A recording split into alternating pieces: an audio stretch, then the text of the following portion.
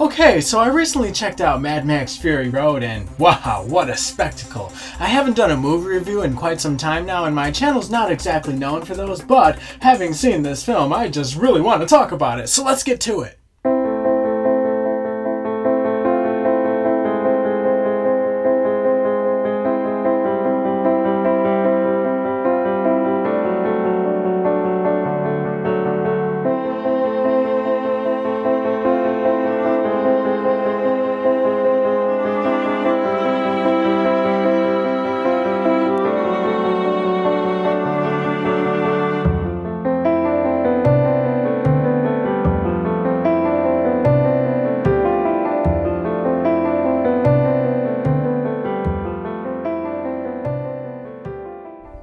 Let's start with a little backstory. So once upon a time, an Australian director by the name George Miller, what's that, you're not familiar with him? Well, he produced Babe, directed the sequel, and directed both Happy Feet flicks, and chances are you're at least familiar with one of those. But before he made those pictures, he created a very violent film trilogy starring a very young Mel Gibson.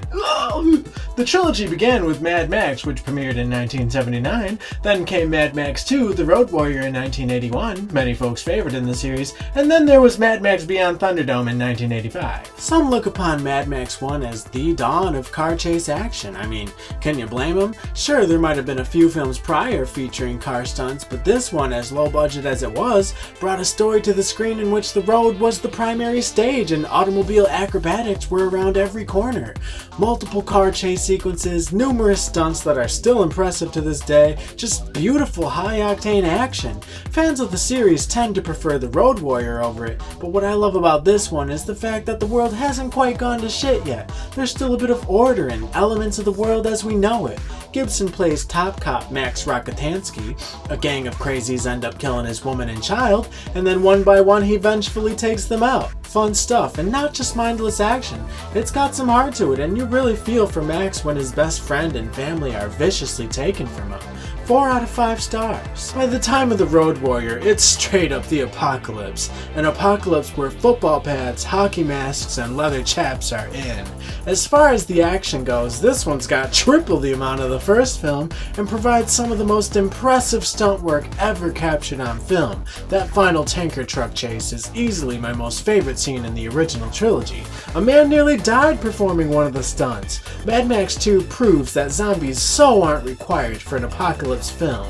4 out of 5 stars. Mad Max Beyond Thunderdome brings hot stuff at the time Tina Turner into the mix. Yes, Turner. Some might advise you to steer clear of this sequel, but I say see it. Any true fan of the series is gonna. The action is still pretty spectacular, the story's just a bit of a mess.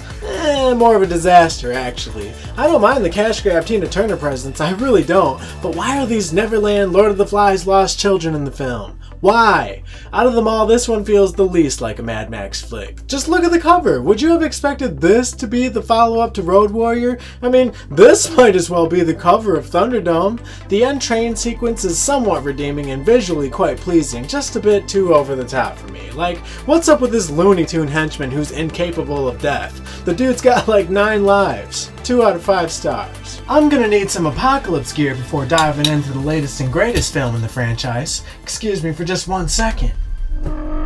Everything is dependent on oil. We are killing for gasoline. The world is almost out of water. Water. Now there's the water wars.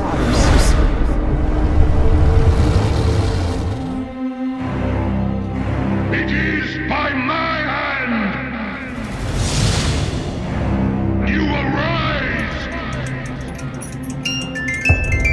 from the ashes of this world. This movie feels as though it's been in production forever. At one point they were about to proceed making it with an older Mel, at another they were about to move forward with Heath Ledger in the title role, which would have been awesome, I can totally picture that. An obvious event cancelled out that option, and when the production couldn't quite score the Joker, they settled for Bane, casting Tom Hardy as Max. I was in a Mad Max movie. It's true, that's my boy Goose over there, a former fellow cop. You might remember him in Mad Max 1, he got a little cooked there. Which is pure crap. I should have lasted till at least Road Warrior. Now shut up, Goose, let me talk. Think of the stuff we could have done together in that one. They could have called it Road Warrior and Goose. Yes, Brilliant title. Now, anyway, Fury Road picks up with... Oh God, get off! You shot me. You shot me again.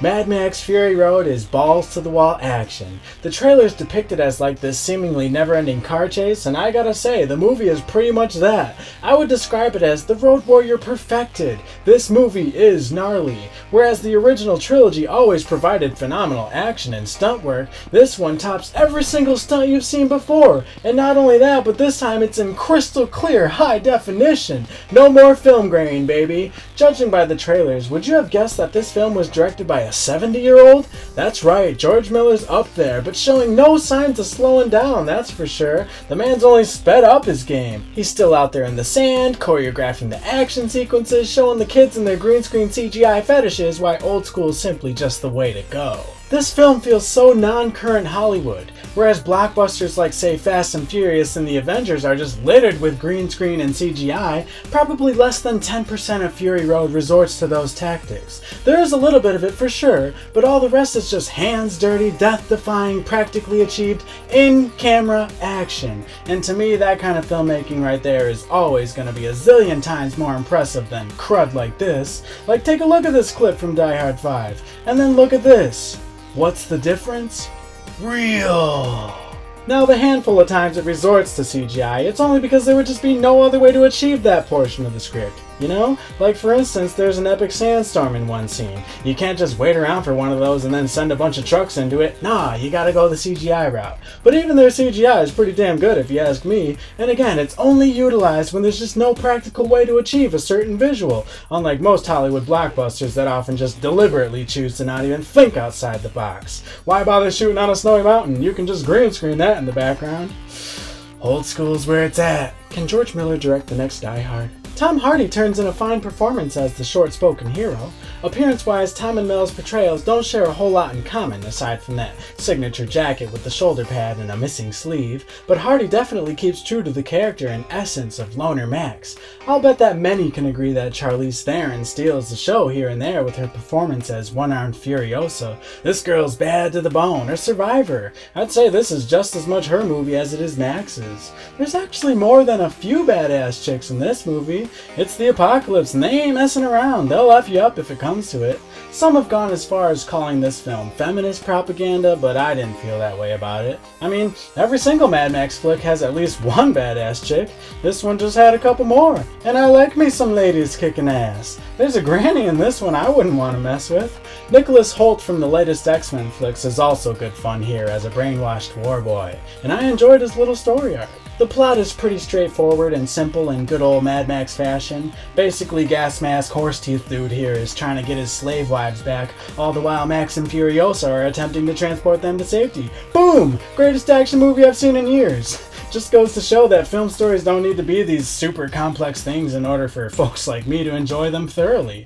Oh, and what's neat about this one's villain is the fact that he played the infamous toe cutter in the original Mad Max. That guy's awesome. It's still in theaters right now, so if you haven't checked it out, I highly recommend it. The costume designs are fabulous, the vehicles are badass. I love the doof wagon with all its war drums and the flame-throwing guitar. It's pure Mad Max. The war rig's pretty tight as well. The fugitive females are gorgeous and the stunts are unparalleled. I was smiling throughout the majority of this film. I just enjoyed it so much. 4 out of 5 stars. Well guys, that'll do for my review of the Mad Max flicks. Now if you'll excuse me, I've got a tanker truck to hijack. Oh yeah? Good luck with that!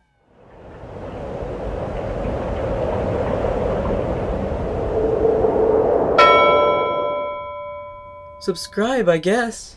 But it's really cool, and I like that kid that Tom Hardy guy. Oh yeah, he seems to be doing quite well. No, he's interesting. He's a very interesting actor. Yeah, reminds me of one of my sons a little bit. Is that right? But he's like but I had lunch with him, and he's a firecracker, this guy. So it'll be good. I guess maybe he was like, "Is it okay?" I'm like, "Sure, it's fine. Have a ball, knock yourself out." Hey.